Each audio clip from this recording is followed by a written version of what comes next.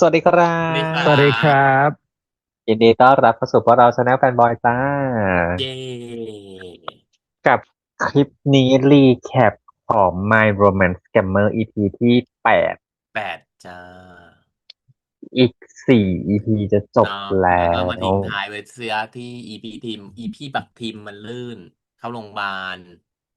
แต่มันไม่ตกใจรู้มีเงินจ่ายจริงอะนะไหมไงเพราะฉะนั้นเอยังไงอนี่สงสัยอ่ะเพราะฉะนั้น รี ยังไงบโอนก็ค่าต้องรักษาพยาบาลให้ค่ารักบัตรทิมษาพยาด่วนบาลพี่ทีมมาสิ เนี่ยแม่งสแก มฉันพวกจริงคุณก็เลยเนี่ยอันเนี้ยสแกมของจริงโอเคพวกคุณก็ช่วยออกค่ารักษาพยาบาลหน่อยเออขอบคุณสำหรับค่ารักพี่ทิมด้วยษาพยาบาลล่วงหน้าขอบคุณแทนพี่ให้ทีพี่ทิมด้วยมล่วงหน้าอืม มัมหมี่พี่ทีมอ่ะก็โอนมานิดนึงช่วยค่าพยาบาเออลเราเออเนื่องไม่จากรู้ว่าจะเป็นโอนเจอไม้เฟี้ยงไม้ฟาดเข้าไปนะ ไม่ใช่แล้วเดี๋ยวก่อนนะใดๆเนี่ยโรงพยาบาลที่เลือกเนี่ยดูแล้วรู้ได้เลยนะไม่มีคำว่าถูก มันดูไฮโซเนอะ ฉุกเฉินไงมันเข้าได้ฉุกเฉินเดี๋ยวเออค่อยย้าย เข้าใจ ไม่อันแต่เนี้ยคือ แบบดูสภาพแล้วแบบฉุกเฉินใดๆคือแบบคำถามไงฉันนึกว่าแบบเอ้ยถ้าฉุกเฉินแบบเนี้ยมันแบบต้องเสียตังค์ไม่น่าอะไรคือโดอย่างเงี้ยยปกติมันต้องขึ้นคือถ้ามันซีเวียมากมันก็เขาก็จะพยายามเลือกโรงพยาบาลที่แบบมันไม่ได้โหดร้ายแบบมันไม่ใช่แบบโอ้โหฉุกเฉินปุ๊บเดียวเข้าบำรุงราษฎร์หรือว่าเข้าสมิติเวชเนี่ยมันก็ไม่ใช่ไงมันทำจริงๆถ้าสมมุติเนาะมันทำเรื่องได้จุกได้สมมติว่ามันฉุกถ้าฉุกเฉินมันเฉินภายในมันมันใกล้ที่72 ชั่วโมงสุดอ่ะมันใกล้ที่สุดมันทำเรื่องได้แต่โดยส่วนใหญ่ไม่แต่เขาจะไม่ส่งแค่นั้นเองเออเออดูเออดูแล้วเหมือนเคเขาต้องจะไปลงดูเรื่องยได้ยินงานด้วยว่าการหนักหนายังไงขนาดไหนแบบไหนเออถ้าแบบว่าดูอ๋ออาการแล้วมันยังสามารถไปโรงพยาบาลที่เป็นโรงพยาบาลอืมเขาเรียกอะไรโรงพยาบาลรัฐหรืออะไรรัฐที่ หรืออะไรก็ได้อะไรอย่างเงี้ยเขาก็จะพยายามไปนู่นแต่ถ้าเกิดว่าฉุกเฉินแล้วดูอุ้ยไม่งั้นคนไข้อาจจะเสียชีวิตได้ก็ใกล้ที่สุดไปก่อนอืมไม่เหมือนเคยได้ยินว่าถ้าเรียก1669มันจะฟรีแล้วอย่างออกมาอาจจะฟรีแค่ค่าแบบไปโรงพยาใช่บาลใช่ใช่ไหมใช่ใช่ถ้าเรียกรถพยาบาลพยาบามันอาจจะเสียล ตังค์อะไรอย่างนั้นแต่ค่ารักษามันก็เอ่ออยู่ที่ค่ารักโรงพยาบาลไงษาก็คือมันก็อ่าขึ้นอยู่กับสิทธิ์ที่เรามีถูกอืมโอ้แล้วอย่างเงี้ยเอาตังค์ที่ไหนจ่ายอะอ๋อมีมีค่าไปปิดร้านเลี้ยงข้าวก็น่าจะได้อยู่ อืมปวดหัวปิดร้านน่าจะปวดหัวแทนไปนะเอาจริงไปคือเอาจริงป่ะคือในเคสเนี่ยอันเนี้ยแอบแอบเข้าใจอีเฮียทิมนะอีทีมหรอวันนี้ไม่ได้เข้าข้างเลยนะแต่แบบแม่งอ่าในความรู้สึกว่าความรู้สึกคือแบบมันเป็นสิ่งทำทุกวิถีที่ทำได้ทางเหรอไม่มันเป็นทางที่ทำได้สักทางหนึ่งคือนึกออกไหมคนที่เคยสบายมาตลอดอ่ะอืมแล้วอีกอย่างหนึ่งถ้ามองในความคิดของทีมอ่ะมันก็อยากให้กลับมาถูกไปอ่าอันนั้นมันพยายามสร้างเข้าใจความประทับใจอ่ะถูกต้องแต่ทำทุกวิถีเรามอง ทางเพื่ออยากให้เขากลับมา ใช่เรามองในความรู้สึกนั้นคือมันเห็นปะล่ะประโยคแรกที่เราปิดร้านเพราะอะไรทำไมใช้ตังค์เปลืองใช้สุรุ่ยสุร่ายแต่เพียงแต่ว่าพอโจทย์แล้วมันไม่มีคำพูดต่อเห็นปะล่ะอือยากให้ทุกอย่างมเหมือนเดิมในลึกๆของไปอืมมันก็รู้สึกคือขอยกมือก่อนไม่ได้เข้าข้างอีบักทีมแต่หมายถึเอองว่าเนี่ยพยายามมองในมุมมองความคิดของเข้าใจนางใช่อะไรอย่างนี้ก็เพราะว่าคือถ้าสมถ้ามุติว่ามันเป็นคนที่สำนึกผิดแล้วอยากที่จะเอาเขากลับมามันก็พยายามทุกวิถีทางแหละอืมที่จะทำให้อืเขาประทับใจมซึ่งมันก็อาจจะรู้เนเจอร์น้องน้องลูกป่ายว่ามันนางเป็นคนคุณหนูมาตลอดชีวิตอ่ะเออคือเห็นปะล่ะเอาฉากแต่เอาจริงนั้นเลยพูดเราถึงฉากที่กินข้าวเลยก็ได้อ่ะอืมและเห็นปะล่ะว่าคือแสดงหนึ่งนะตรงนั้นเนี่ยที่บอกเจนรีแอคทันทีบอกมึงแค่แสดงออกมากูก็น้ำตาไหลได้แล้วทันทีเลยอะใช่และแม่งคือใช่ถูกจริงๆอ่ะ เราก็น้ำตาจะไหลแทนเออไปคือแบบเอว่ามึงอแบบอะไรวะเข้าใจอารมณ์เลยอ่ะคือถ้าเราเป็นไปเราไม่รู้สิส่วนคือแล้วตัวถ้าเป็นไปเราจะโกรธนะโกรธเข้าใจอันแรกเลย เข้าใจกฎแรกเลยนะกฎแรกเลยคือปิดร้านอันนี้เอาเป็นเราก่อนนะเพราะว่าเราไม่เคยมีระระดับไฟขนาดนั้นเราไม่รู้ว่าสบายขนาดไหนเป็นยังไงแต่เราแบบว่าเฮ้ยวันเนี้ยกูรัดเข็มขัดจะตายห่าแล้วโอกาสทางธุรกิจมากูยังต้องตัดทิ้งเลยแล้วมึงมาปิดร้านเอาเงินแบบใช้จ่ายสุรุ่ยสุคือร่ายอย่างเงี้ยลุงจะมองมุมต่างจากเจ๊จุกตรงที่ถ้าเกิดเป็นเราเป็นไปณตอนนั้นน่ะ อีแบบพิมพ์มันไม่ได้อยู่ในสารระบบของเรานะอืมสารระบบของอืมเราก็คือมีป่ายมีนอนแล้วก็มียูแล้วก็มีใครเพราะว่านั้นเหมือนแบบเป็นเป็น สะทีมงาเก็ดดาวนที่ลอยล่องลนั่นเป็นสอยอยู่เก็ตดาวคือถ้าสมมุติว่าเราโกรธมันนะมึงจะทำอะไรเรื่องของมึงวันเนี้ยกูแค่ต้องการมาตกลงเรื่องหย่ามึงจะเหมาร้านจะปิอ่าดร้านเรื่องของโอเคมึงอะไรก็คือแบบนั้นเป็นเงินมึงไม่เกี่ยวเออกันถูกไม่เราใช่เงินไม่แต่แค่ได้เกี่ยวกับแอบไม่ได้เงินรู้สึกเฉจะไปพึ่งยๆว่าพามึงอยู่แล้วอะไรเอแบบนี้อถ้ามองในมุมว่าเราโกรธมันอยู่อ่าโอเคอ่าโกรธที่สองอืมการที่มึงมาแสดงเป็นพี่ทีมที่เรารักมากตอนนั้นน่ะแม่งแบบภาพมันซ้อนขึ้นมาเจ็บถามว่าณนะตรงนั้นน่ะโกรรู้สึกธนะอะไรไหมคำตอบคือเอาจริงๆสองคนกลุ่มคู่เพราะฉะนั้นเอมันเลยอเป็นแอคชั่นที่เกิดขึ้นแบบนี้แล้วอีกอย่างอืหนึ่งคือมไปเองเขาก็เป็นคนพูดว่าเขาอยากเจอพี่ทีมคนนั้นอีกครั้ง อืมแต่คือจะไม่ไหวแต่อันเนี้ยคือแต่พอหลังจากนั้นน่ะลุงเห็นด้วยกับจุกว่ามันเป็นการตอกเข้ากรีดไปอีกอ่ะกรีอืมดคือแผลเดิมอ่ะแผลเป็นเก่าอ่ะเป็นการกรีดซ้ำตรงแผลเดิมจริงๆเลยพอแบบเพื่อว่าให้ไม่ใช่ที่ทำใจได้ไงรักของเราเอาจริงๆคือตอนเนี้ยสิ่งที่เรารู้สึกได้คือความสับสนของไปอืมแล้วตอนนั้นจังหวะนั้นลุงจะเล่าให้นิดนึงตอนที่ลุงนั่งดูรีแอคจังหวะที่ไปบอกว่ามีอะไรจะบอกหลับตาก่อนสิในหัวลุงคิดนะพอเราเห็นไปดูปุ๊บไปมันจะดึงเชือกขึ้นมาแล้วก็คอแบบแบบตอนนั้นในหัวนั่งคิดแบบนั้นนะถ้ามาเวเสียงนั้นอีกอะ ในหัวดังมากเนี้ยเหรอลุง เออแบบประมาณว่าแอบซ่อนเชือกไว้ในกระเป๋าอย่างเงี้ยพอบอกหลับตาสิแล้วเดินไปล้อมเข้าไปข้างหลังปุ๊บสกรีมสาปึ๊บ ม ตอนแรกฉันคิดเลยว่าฉันเห็นไปเดินมาข้างหลังแล้วกอดคอน้องลูกไปจะให้อภัยเขาเหรอฉันตีนะฉันทุบนะแต่ว่าสุดคือท้ายแล้วพอเขาร้องไห้ออกมาจังหวะเนี่นั้นนะยมันคือสิ่งที่จุกบอกไงมันกลับไปอ่ะเขาเรียกอะไรนะกลับไปตรงจุดนั้นน่ะแล้วคือมันก็รู้คือสึกไงมันเป็นความโหยหาจุดนั้นไงคือนึกออกไหมว่าสิ่งที่มันเป็นความรู้สึกคือเขาเคว้งอยู่คนเดียวอ่ะจุแล้วเขาไม่กอย่าลืมมีที่พึ่งที่พิงจุเลยนะกอย่าลืมนะว่าโลกทั้งใบของไปอ่ะคือทิมนะพิมพ์อืแล้วตอนมนี้อะนางเหนื่อยมากนะเอาจเอริงอๆนางแล้วเหนื่อยนางอยากมีใครสักคนแค่มาซบอ่ะนางอยากมีใครสักคนที่นางสามารถอ่อนแอต่อหน้าได้อ่ะซึ่งคเอนนั้นน่ะคืออพี่อีบักทิมก่อนคนก่อนหน้าใช่ปะเออล่ะ เขาเลยต้องอ้อมไปเขาก็เลยไม่ให้อีต้องการเออพิมพ์มันเห็นคือใช่ไหมมันมีความเออรู้สึกว่าเนี่ยโลกเดียวของกูตอนเนี้ยที่มันจะไม่มีแล้วอ่ะเออคือนางตอนแล้วนี้นางสู้คนเดียวเลยนะก่อนหน้านี้อุ้ยทีมยังพลอยช่วยปลอบช่วยกอือดมช่วยนู่นช่วยนี่ช่วยอะไรอย่างนี้ทั้งหลายแหละแต่ตอนนี้คือไม่แล้วไงแล้วนางจะอ่อนแออีกไม่ได้แล้วไงใช่นางก็เลยต้องนั่นน่ะลุงว่านางก็เลยต้องเดินไปเอข้างหลังแล้วอก็ไปแบบแล้วแบบมาได้ถูกต้องมันไม่มีไหลระดับครบแล้วอ่ะไหลไม่มีเอให้ครบอแล้วโปเตโต้ใช่ไหม เพลงเยอะมากเรื่องนี้คือเพลงมาเยอะมากแล้วระดับการร้องไห้คือถูกต้องเลยอ่ะอันเนี้ยมันคือใช่มันเจ็บรอไม่แต่แบบออกเนี่ยแหละมีแต่เออน้ำตาอย่างนี้เลเนี่ยยคือการร้องไห้เนี้ยที่ฉันอยากเห็นในอีพีที่แล้วแต่ฉันไม่เห็นคือฉันโอ้อยากเห็นโหไปในเวเนี้ยที่แบบที่เคยพูดตั้งแต่อีพีที่แล้วว่าเวลาไปอยู่คนเดียวได้ใช้เวลาอยู่กับคนเดียวแล้วว่าไม่ต้องฟูมไฟายอ่ะ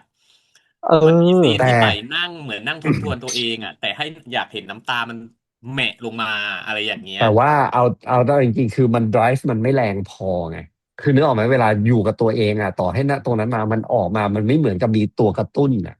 แต่อันโอ้เนี้ยแต่อันนี้มันมีเห็นแต่มันอัเห็นนั้นมันนเป็นบักทิมคนเก่าไม่อ่ะแต่อันนั้นมันแผลสดไงหมาใช่ยถึงว่าเพราะฉะนั้นมันอันนั้นมันแผลอาจสด จะด้วยความสตรองของตัวเองไงแต่พอคือนึกออกไหมมาอันเนี้ยแบบเนี่ยแหละคือคุณไปที่ร้องไห้โดยที่ไม่ต้องฟูมฟายหาอะไรเอเลยอ่ะอถ้าฟูลไฟล์นี่คือไม่ใช่ถ้าฟูมนะไม่ใช่ฟายมันไม่ใช่คาแรคต้องแบบเตอร์ไปนี้เลยแบบต้องนี้แหละแบบนี้เลย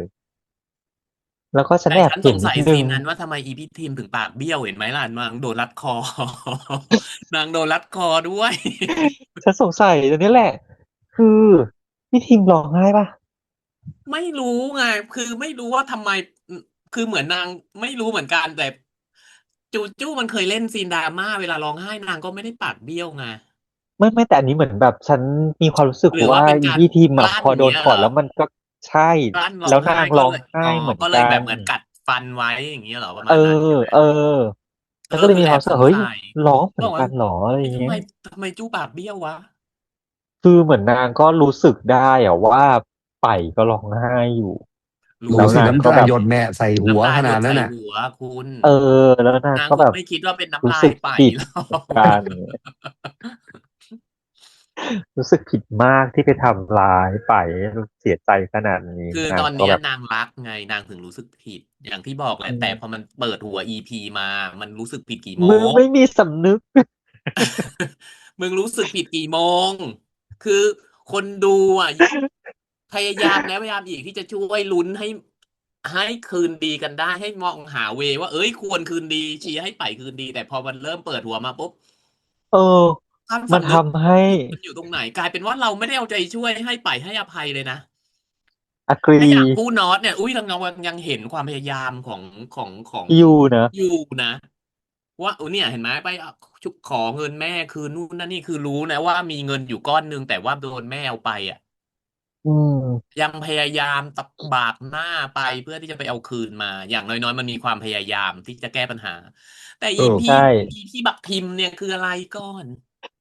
ใช่อย่างที่ลุงบอกเลยว่ามันทำให้คนดูอ่ะมันรู้สึกได้เลยว่าอีบักกิมเนี่ยเป็นส่วนเกินนะเขามีใช่เป็นกลุ่มก้อนกันอยู่3 คนและอีบักกิมเป็นส่วนเกินที่คอยวนเวียนเป็นแมลงวันอยู่อ่ะขนาดฉากกินข้าวอ่ะอีบักกิมมานั่งหันหลังอยู่ใช่แบบแล้วทำไมเนี่ยยังไม่มันคือประเด็นคือถ้ามันไม่กวนตีนอ่ะอันเนี้ยคือมันมาแล้วมันมาเวอันกวนนี้มันจู้ไงตีนแล้วก็ไม่เข้าใจว่าทำไมมันต้องมาเวกวนตีนอ่ะคืออย่างเออนี้ถึงบอกว่ามันสำนึกอันนี้ผิดกี่โมอันนี้เดางแล้วกันอันนี้เดาแล้วกันเดาจากสภาพการคือนึกออกไหมว่ามันจะอยู่ในโหมดมากก็ไม่รู้จะโหมดไส้ไงแล้วด้วยคาแรคเตอร์อ่ะมันจะต้องกะล่อนปิ้นป้อนอยู่อย่างเงี้ยตลอดไปอยู่ดีเพราะถ้าถามว่าจะมาอยู่ในโหมดซึนแล้วมาอยู่ในเฟรมตลอดทางใดๆมันก็จะประหลาดก็คือแสดงว่าอันเนี้ยคือบุคลิกตัวจริงของนางถูกไหมหอืมมายถึงบุคลิกแบบกวนตีนกวนส้นเออตีนอ่ะมันไม่ก็คืออีใช่นิ่งแล้วสุบักทิมขุมไงตัวจริงเออ ก็เป็นไปได้เพราะว่าถ้าเกิดสมมติว่าเรานึกสภาพว่าจะให้กับแบบมาอยู่ในโหมดซึนเหมือนกับเป็นคุณทีมเวอร์ชันที่คุณไปชอบมันก็จะอีกอารมณ์หนึ่งอืมอืมแต่คือเนี่ยก็อย่างที่ว่านั่นแหละแต่มันคู่ขัดใจน็อตมัน ไงแค่นั้นแหละมันประหลาดเออมันขัดใจว่านี่คือคนสำนึกผิดเหรอคนที่อ่ะอยากได้เขาคืนมาจริงเหรออะไรอย่างเงี้ยนึกออกไหมเออมันมีเอความอขัดอารมณ์คนดูอยู่ตรงเนี้ยคือส่วนตัวนะเอาจริงๆคือลึกด้วยทั้งหมดอ่ะมีความรู้สึกว่าแบบเหมือนกับไม่ได้คาดว่าตัวเองจะได้กลับมาอ๋อก็คือด้วยซ้ำไปเขาโกรธไปอยู่แล้วแบบพยายามทำทุกวิถีทางแล้วไม่มีวี่แววก็คือแค่รั้งเขาไว้คือแค่เฉยรั้งไว้เฉยๆอะแต่รู้อยู่แล้วว่ามันไม่มีทางอะ อืมแล้วพอยิ่งโดนโอเคบอกขอหย่าคือก็คือณตรงนั้นมันคือการจบเพียงแต่ว่ามันก็จะมีความพยายามใหม่ไหมกับความรักมากพอไหมแต่สิ่งอืที่มันเห็นมตอนสุดท้ายเราก็เห็นนั่นแหละว่าสุดท้ายจริงแล้วความรักแม่งเยอะมากไงอืมๆความรักฝั่งไปอะเราเห็นชัดมาก เยอะมากอ่ะแต่ความมันรักฝั่งบักทีมนี่เอาจริงๆคือเราก็ยังไม่รู้สึกอยู่ดีเอาดีๆฟังอีบักทิมอ่ะหลังจากที่เรื่องแดงอ่ะเราไม่เห็นน่ะเราไม่เคยเห็นเลยก่อนหน้านี้เรายังเห็นนะที่นางเริ่มสำนึกเริ่มเขาเรียกอะไรทำนู่เริ่มนทำนี่ เริ่มบอกแม่โทรบอกแม่นู่นนั่นนี่ทำทุกอย่างเพื่อที่จะไม่หลอกต่อแล้วอ่ะก็ยังเห็นว่าเอ้ยนางมีความรักเกิดขึ้นแล้วจริงๆแต่พอมาหลังจากนั้นปุ๊บมันไม่ค่อยมีอ่ะไม่แต่ว่าคือก็พยายามนั่งนึกว่าแล้วมันควรจะทำไงวะ นึกออกไหมคือมันไม่มีอะไรที่จะทำพึงจะทำได้ให้รู้สึกได้ว่ากูรักเหรอหรืออะไรด้วยคาแรงอคเตอร์ก็ไม่ใช่ตามงอคืองอก็เห็นสภาพไปละก็นี่ไงมันหยอดง้อไงคือถามว่าคนที่ซึนคือแบบหน้าวีนใส่ถามว่าจะเข้าหาด้วยโหมดอะไรอ่ะก็ต้องโหมดปัญญาอ่อนอย่างเงี้ยหมดคก็ต้องตื้อนตีนอ่ะเออมันก็ต้องไปอย่างนี้แหละให้มันเหมือนกับแบบไม่งั้นมันจะแบบต่างคนต่างบึ้งมาใส่กันอ่ะมันก็ยิ่งอ่าทำให้แบอ่าบไม่เวิร์กอะไรอย่างเงี้ยแต่อันนี้มาคือเหมือนกวนส้นตีนไปแต่บอกว่าอย่างน้อยก็คือมึงก็รับรู้ว่ากูยังวนเวียนอยู่อย่างนี้หรือเปล่า ก็คือมันยังวนเวียนก็ยากนะให้เห็นหน้าถ้าแบบถ้าเกิดสมมติเอาคาแรคเตอร์จริงๆที่แบบไม่ใช่ตัวเองมาใส่อ่ะอืมอืมมันก็ออกมาคือต่างคนต่างนิ่งต่างคนต่างนิ่งแล้วไงอ่ะมันมีแต่บรรยากาศมาพูอ่ะแต่บางทีอาจจะแบบเขาเรียกอะไรอะไรอย่างเงี้ยอาจจะทำให้สภาพดีขึ้นสักเล็กน้อยในสถานการณ์ก็ได้อย่างนี้นะ ซึ่งตอนแรกฉันก็งงส่วนวันนี้กับที่ไปเหมือนกันนะตอนแรกเรื่องที่คุยกับเกลือเสร็จปุ๊บแล้วมันบออ๋อกว่าไปกินข้าวกันเราก็แอบคิดนะเชื่ออะไรวะฮะแต่ก็เกิดแต่ก็พออะไรขึ้นจะเข้าใจนะแล้วพอมาบอกอ๋อจะมาขอหย่าเข้าใจได้เนี่ยนะคือลุงอ่ะแอบสงสัยนิดนึงกับป่ายนิดนึงเหมือนกันว่ากับชื่ออะไรนะที่เพื่อนนอตอ่ะเกลือกับเกื้อนางขอไม่ยืมไม่ได้ใช่เพื่อนนะน็อตอ๋อชื่ออะไรเพื่อนนอตจำชื่อไม่ได้ละหลุยอ่ะนางเอนางอขอยืมเงินนางคุยได้ว่าจะขอยืมเงินมาลงทุนแต่ทำไมอืมกับเกื้อซึ่งเป็นเพื่อนนางเองอ่ะนางถึงไม่กล้าแบบว่าไปขอเงินมาลงทุนแอบนางสงสัยไม่มีหน้านิดนึงอ่ะไปสู้ไงเพราะว่าเพราะว่าสาเหตุที่เป็นกับตรงนั้นเพราะเนี่ยมันอยู่ในลูปนี้ไงมันอยู่ในลูปร้านไงแล้วมันไม่คือสังเกตดีว่าเขาก็ตัดออกจากโลกโลกเดิมของเขาอะ เขาเป็นหุ้นส่วนไงเขาตัดออกจากโลกเดิมก็คือเขาไม่คอนแทคเในโซนของเขาออเลยเห็นปะล่ะแต่เขาไปมันอยู่ในลูปของฝั่งทางนี้หมดเลยไงเพราะว่ามันก็เลยเป็นเอาที่มาว่ายังจากของไม่ได้ไปไหนไงเพื่อนน็อตมามันก็ยังเป็นการเพิ่มทุนไงเออมันไม่อยู่ในเขาเป็นขานั้นส่วนหนึ่งเนี่ยหรือเปล่าของเจ้าของอยู่แล้วเพิ่มทุนพูดถึงเรื่องนี้ว่า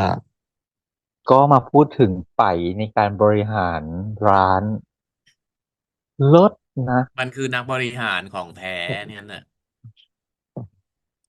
ก็บอกมันได้ว่าแบบจริงเลยเป๊ะอะของจริงเขาบอกเลยว่าเป๊ะอะนั่นคือสิ่งติงทูดูจริงๆเลยแม่งมีเช็คลิสต์เสร็จเรียบร้อยเลยต้องทำ1 2 3 4 5 6 7 8 9 10เขารู้เขามองแล้วเขามองป่าเดียวเขารู้เลยว่าเขาต้องทำอะไรเห็นปะล่ะอืมคือมันอยู่ในสายเลือดเนอะความชำนาญอืในการบริหารมามเนี่ยรู้มาถึงว่าอะไรปุ๊บควรตัดตัดรู้ว่านู่นอะไรคนี่วรอันนี้นั้นอันนี้คือบางอย่างของบางอย่างเนาะเขาเรียกอะไรนะวัตถุดิบบางอย่างอ่ะมันใช้ของที่คุณภาพเทียบเท่าก็ได้ไม่จำเป็นแบบดีที่สุดเพราะว่ามันเหมือนมันแต่มันตอนเนี้ยคือร้านเราไม่ได้อู้ฟู่อะเนาะมันก็ต้องตัดนู่นตัดนี่ตัดต้นทุนตัดอันนี้ออกไปเพื่อที่เอากำไรเข้ามาบำรุงร้านก่อน แต่มันชอบลดเกรดได้เหรอก็อมันย่างไม่ให้ลดที่บอกไงว่ามันใช้คุณภาพเทียบเท่าในราคาถ้าเรามีตลาดคนที่มันมองตลาดได้เนาะมันมีคุณภาพที่เทียบเท่ามาเทียบอยู่แล้วชอบจังหวะที่เถียงกันที่สุดเลยนะระหว่างระหว่างไปกับหลุยอะ อืมชอบมากคือแบบมันไม่ได้มันต้องใช้อันนี้เพื่อมันจะได้อย่างนี้นี่คือแม่งเป็นปัญหาของบริหารตีกับเชฟตลอดเวลาใช่ใช่นี่คือคือแฟกต์จริงคือเราเข้าใจได้ว่าเชฟที่เขาคิดสูตรอะเนาะมันต้องใช้อันนี้เท่ามันต้องใช้นั้นอย่างนี้อันนี้เท่านั้นอะเออมันถึงจะได้เป็นสูตรของฉันน่ะเแต่ก็เเข้าใจออออมุมผู้บริหารเหมือนกันว่าเนี่ยถ้าคุณใช้อันเนี้ยจากที่เราได้กำไรแค่บาทเดียวแต่ถ้าเราเปลี่ยนมาเป็นอันนี้เราอาจจะได้กำไร3 บาท เออ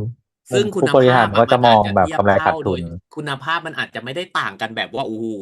ของเกรด A กับของเกรด Z อะไรมันต้องอย่างเงี้ยมันไม่ได้รีเพลซได้เอเออออะไรอย่างเงี้ยอืมคือเราเข้าใจได้ว่าเพื่อความอยู่รอดของร้านอ่ะเราต้องมองใน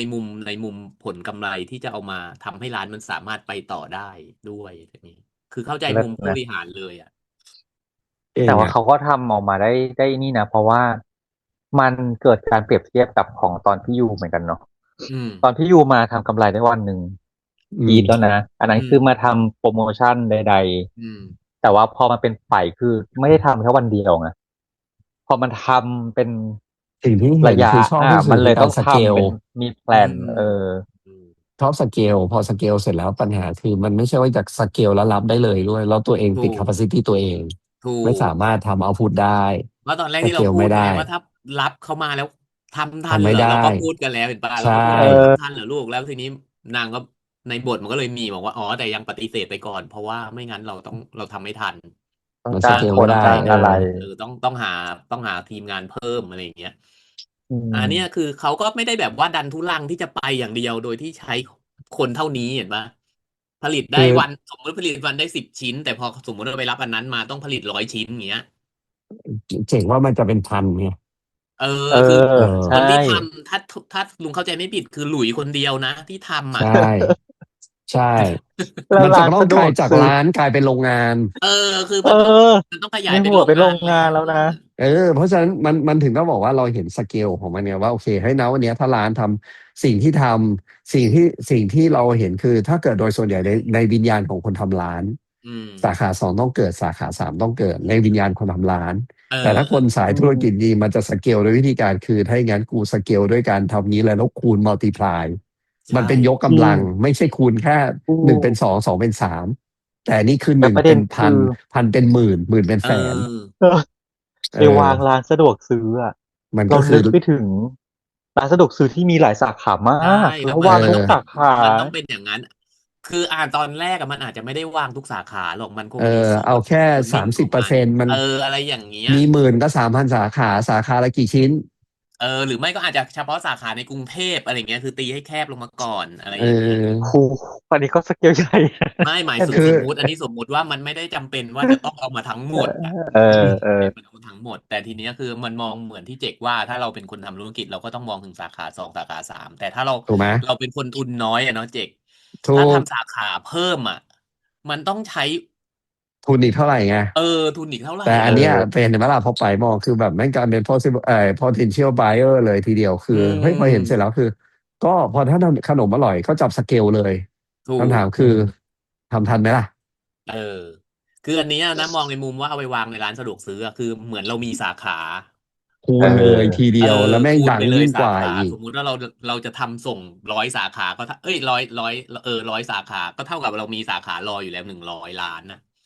ไม่ต้องลงทุนตั้งสาขาเองอะไรอย่างเงี้ยใช่คือเข้าใจแต่แค่มุมบริหารก็แต่แค่ต้องเลยปะล่ะตั้งโรงงานเลยจ้ะแค่นั้นแหละ ใช่แต่ หนักจริงยิ่งกว่าคือ เปิดสาขาอีกจ้ะ เปิดสาขาในสองฐานะยังแบบพอเป็นไปได้จะยังพอไม่ไม่เป็นไปได้แต่ไม่อันนี้ บอกเลยค่ะในฐานะคนทำโรงงานอีเหี้ยมึงอย่า อุตสาหกรรมบอกเลย จริงไม่ใช่อุตสาหกรรมนะอุตสาหกรรมอืมยุ่งชิบหายอุตสาหาทำด้วย หากรรมเลยไม่รู้ไม่ใช่ทเออก็คืออันแต่ว่าถ้าอย่างถ้าเขามีที่บอกแหละความพร้อถ้าทุกมมันก็ร้านน่าทเนี่ยคือใช่เชฟมีอยู่คนเดียวแล้วยังไงมันก็ทำไม่มีทางทันำถูกำอืมันต้องต่อให้สมมุติว่าค่อยเปิดสาขา 2ก็เธออาจจะทำไม่ทันด้วยซ้ำถ้ายังมีเชฟอยู่คนเดียวอ่ะ ใช่แล้วเชฟชอบไปเที่ยวด้วยเที่ยวฉ่ำเลย แล้วไปเที่ยวเป็นเดือนด้วยนะบางทีเห็นพาไปเที่ยวอ่ะ ๆ อยาไม่รู้กรู้สเกลขายยังไงไงไปงถามงร้านมากะลองได้แถวเนี้ยที่สเกลรอบทั่วประเทศแล้วอะมากะลองที่ขึ้นชื่อเหรอเออไปถามเขาดูเอสิเขาเขาอสเกลที่มีประมาณแล้วนั่นน่ะ40 สาขาเหรอเอก็คือออยู่ชั้นล่างที่ไปยืนที่ไปถ่ายยืนกิติ๊กต็อกกัน นั่นแหละนั่นนมากะลองแหละนั่นแหละวันนั้นนั่นแหละ อ่ะพอพูดถึงนี้แล้วก็มาคู่นี้เลยพี่ยูกับน็อตคู่นี้เอาจริง น่ารักชอบเอาจนะริงๆนะคือสุดท้ายอ่ะมันกลายเป็นว่ามันคือความรักจริงๆอ่ะอืของสองคนมอ่ะแล้ววันเนี้ยเราเห็นความรักของยูจริงๆนะคือเรา คือก่อนหน้านี้เรามันยังอาจจะไม่ชัดมากอ่ะเออแต่วันนี้โคคือเราเข้าใจตรชัดเลยสิ่งที่ไปมาถามน็อตแล้วน็อตตอบนะก็ตออืมนนี้น็อตไม่มีอะไรให้เขาหลอกแล้วว่าอืเฮียเออถ้าเขาไม่ได้รักน็อตเขาคงไปนานแล้วไอ้เหี้ยเอคำตอบโคซึ่งมันตรตรงแล้วมันก็จริงก็แค่นี้จริอันงถูกต้องเนี้ยคือมันจริงเรื่องจริงเลยเออถ้าคิดที่คือจะมาหลอกเงินน่ะอ้าวตอนนี้เงินในบัญชีกูไม่มีสักกระไม่มีเออบาทเลยมันเปิดตูดหายไปนานแล้วเออคำตอบส่งกับเป็นน็อตนะอืมเพราะน็อตก็ถูกไม่คิดอะไรมันไม่ที่มันได้คิดอะไรซับซับซ้อนซ้อนถูกพอไม่แล้วซับซ้อนมันก็เป็นอย่างเงี้ยมันก็อืมแฟกต์อ่ะมันก็แล้วก็เอาจริงอ่ะจริงคือสมมติมิลเลอร์ภาพเดียวกันใส่ลงไปกับบักทิมถามอืมาหน้ามวันนี้ไต่มีอะไรให้หรอก อืมนี่ถูกไหมมันเป็นแต่ก็มันเป็นไม่ให้อภัย โพซิชันเดียวกันไม่เข้าใจไงแต่เพียงแต่ว่าณวันเนี้ยเราเห็นภาพได้ว่ามันเป็นโพซิชันเดียวกันใช่เมื่อตัดออกมาเป็นศูนย์แล้วณวันนี้มันคือการไฟท์แต่เพียงแต่สิ่งหนึ่งที่เราเห็นความแตกต่างคืออีกคนหนึ่งลงแรงอีกคนหนึ่งไม่ได้ทำอือะไรมมันเลยเห็นน้ำหนักที่ต่างกันอยู่ทำร้านช่วยกันยืนขายยืนเก็บโต๊ะทำอะไรก็แล้วแต่นั่นคือความพอืยายามมช่วยกับร้านนี้บักทิมทำอะไรเช็ดกระจกก็ก็ไปเขาไม่ให้มาพาร์ทไทช่วยไงม์ไงก็เขาไม่เขาให้มาช่วไม่ให้ทย ถูกไหมำก็ให้เป็นไม่สเต็ปอีกอย่างหนึ่งคือดาวอยู่มันมองคือสิ่งที่เรามองแล้วอ่ะคือเราเห็นได้ชัดว่ามันหลอกไปมานานด้วยแหละใช่มันเรื่องมันใหญ่กว่ามันมันมีความไม่น่าให้อภัยมากกว่าเออแค่นั้นใช่เราก็เลยไม่เอาใจช่วยแล้วมันก็ไม่ทำอะไรให้เราเอาใจช่วยมันด้วยไงเอาจริงๆเอก็ยังไม่เห็นนะอยังไม่เห็นใช่ยังไม่เห็นอะวันนี้แค่ไรให้เห็นเล็เอาใจกๆว่าแบบช่วยเลยโอเคก็อยากให้รู้สึกดีขึ้นอ๋อโอเคเข้าใจได้เขาอาจอะไรอย่างเงี้ยจะไปแอบทำอยู่แต่ว่ายังไม่เฉลยเดี๋ยวพอเฉลยปุ๊บก็อ๋ออย่างนี้เปล่าไม่รู้ ก็ไม่เห็นอ่ะ เงินสินสอดยังไปหลอกผู้หญิงเข้ามาเลย10 คนตร เอง นั้น อ น่ะ 9 ล้าน 69 ล้าน แต่ แล้วคิดดูมันหล เนี่ อก ย มาคนละกี่ล้านน่ะแล้วได้เอ69 ล้าน อ ไม่แต่ เนี่ย สิ่ แล้ ง ว ที่ พี่ ข้องใจ ดู คือหลอกมาเสร็จแล้วเนี่ย ไม่ใช้เงินเลยเหรอ เนี่ยลุงก็แอบสงสัยว่านางเป็นหนี้ในทุนคนนั้นน่ะเท่าไหร่วะ แล้วทำไม หลอ ถึ ก งไม่ใช้ ไป ตัง หล ค์ อก ไม่ เขา ใช้ มา หนี้ มี เขา มีตั้ง69 ล้านน่ะทำไมไม่เอาไปใช้หนี้วะ เออ เขาเป็นหนี้เป็น1,000 ล้านเหรอหรือยังไงวะ อันนี้คือสงสัยก้อนหนี้ก้อนนั้นมากเลยที่เขาเป็นหนี้ใน นี่ ทุนน่ะ นี่ก้อนนี้นี่เอามาทำอะไร ไม่ ไม่ รู้ รู้ เรื่อง เรารู้ บ้า แค่ นเหร ว่า อ นางไปกู้มาใช่เปล่าที่มีอยู่ซีนหนึ่ง เอ ที่นาง อ โดนจับไปอะ ใช่ แต่ก็ไม่ แค่ ได้ นั้ พู น ด ไง ถึงตัวเลขเนาะว่าเป็นหนี้เท่า ถู ไหร่ ก ใช่ไหม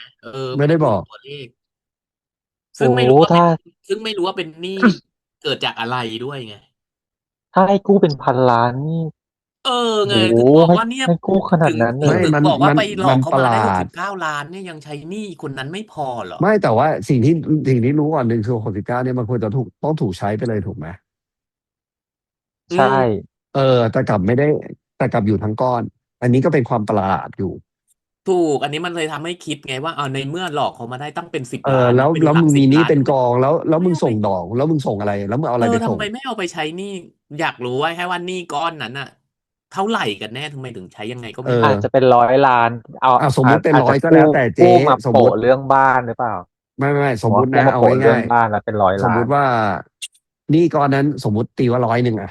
อืม อา เอา200เลยก็ได้อะ แล้ว เสร็ มี จแล้ แค่ วเนี่ย 69 ไม่พอ ไม่ใช่ 69 มาเนี่ย ถามว่าเจ้าหนี้มึงมานั่งทวงขนาดเนี้ย ขอเวลาผัดเท่านู้นเท่านี้เนี่ยแล้วเงินก้อน60 กว่าทำไมไม่จ่าย มันไม่ make อาจจะ sense ไง ทยอยจ่ายแต่ละเดือนอยู่ไง ไม่ แต่ถามว่าทยอย แต่ จ่าย มี ใน อ เมื่ ยู่ อ ณ แต่ วัน เรา เนี้ย มีอยู่ มีอยู่ 69 ล้าน 69 ทำไมไม่จ่ายแบบผ่อนจ่ายไปให้เย แค่ อะๆ แค่อันนี้เป็ แส น ดง คำ ว่า ถา ถ้าม เขา นะ มา เพราะ ท ว่า วงอะแสดงว่ามันไม่ได้ใช้เขานะ มันก็คือ เขา เก็ ถึ บ ง ไว้ มา เฉ ตามท ย วงอะ นางถึงยกมือไหว้ขอผัดไปอีกสัก ๆ ไปหน่อย ได้ อะ ไห ไร ม อย่าง เฮีย งั้น จำ น่ะ ได้เปล่า แส จำ ด ได้ งว่านาง อื ไม่ได้ ม เอามาใช้นะจุก ซึ่งมัน อ๋อ ตล หมาย ก ถึง ไง ว่าไม่ได้เอาไอ้ 69 มาใช้เลย มาใช้หนี้เฮียคนนั้นเฮียคนนั้น เอ เลยส่ง อ คนมาตามทวงไง อืม ว่าเมื่อไหร่มึงจะเอามาส่งมาจ่ายเงินบ้างอะไร อื เงี้ ม ย นางเลยขอเวลาว่านางขอไปหลอกไปให้ได้ก่อน แล้วค่อยเอามาคืน อา ค่อยเอามาจ่าย อา ก็เลยงงว่าไอ้69 ล้านนี่เก็บไว้ทำอะไรอะ ใช่ มันผิดปกติ เอาไปฝากแล้วเอาดอกมา ช่วย จ่า อะไร ย ได้วะ หรือเปล่า 69 มันไม่ใช่ดอก120 นะ ไม่งอกเ ถ้า ร็ว บ ๆ อก อะ ถ้าบอกว่าไปลงทุนยังพอฟังขึ้น เออ ฝากประจำดอกเบี้ยเดือนละ 100,000 ได้ดอกเบี้ยเดือนละ 100,000 แล้วเอามาจ่ายอยู่ อย่างงี้ เขาจ่ายดอ ไม่ ก รเบี้ ู้ ยแพงแค่1,000,000 ค่ะ เงินฝากประจเอ ำ อ จากนั้นก็ไม่ได้ให้ดอกเบี้ยเยอะแล้วค่ะ อา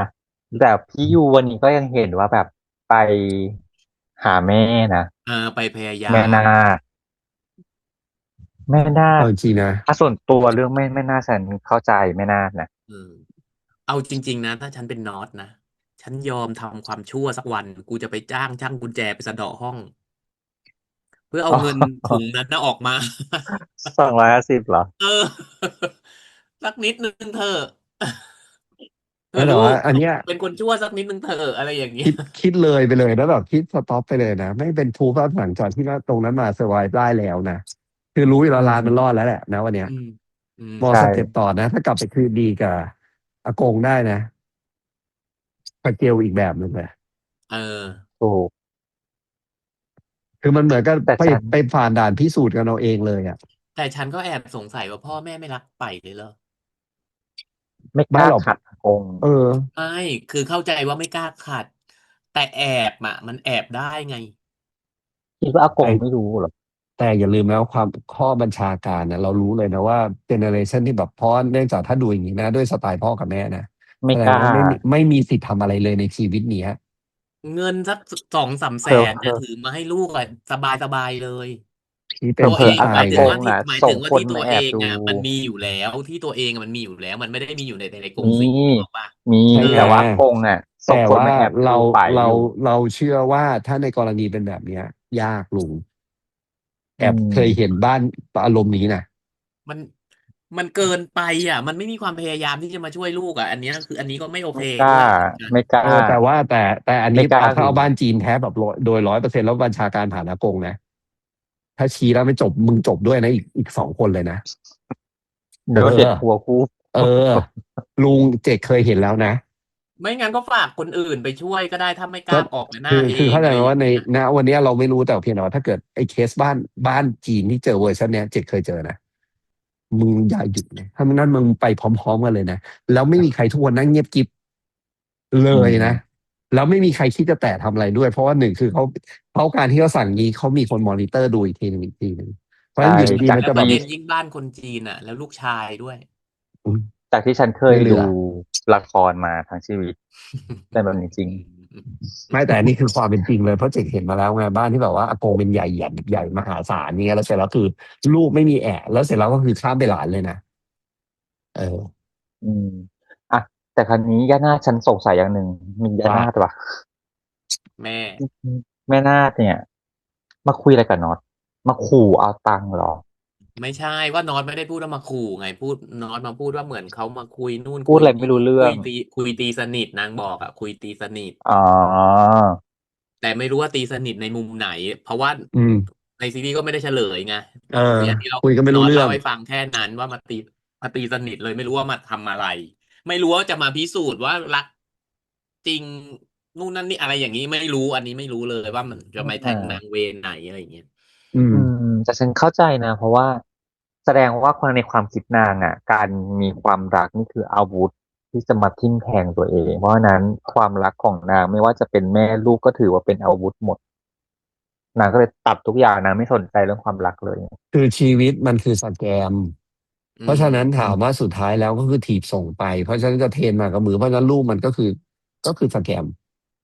เขาเขาพูดสิ่งที่เขาพูดกับยูอ่ะถ้าเรามองในมุมเขาอ่ะเราเข้าใจเขานะว่าเนี่ยคือถ้ามันเป็นอาวุธความรักมันเป็นอาวุธที่จะไว้ใช้กับคนอื่นแต่ถ้าวันไหนที่ความรักนั้นอ่ะมันเป็นอาวุธที่มาใช้กับตัวเองอ่ะก็ต้องเลิกไงที่นางบอกอะอืม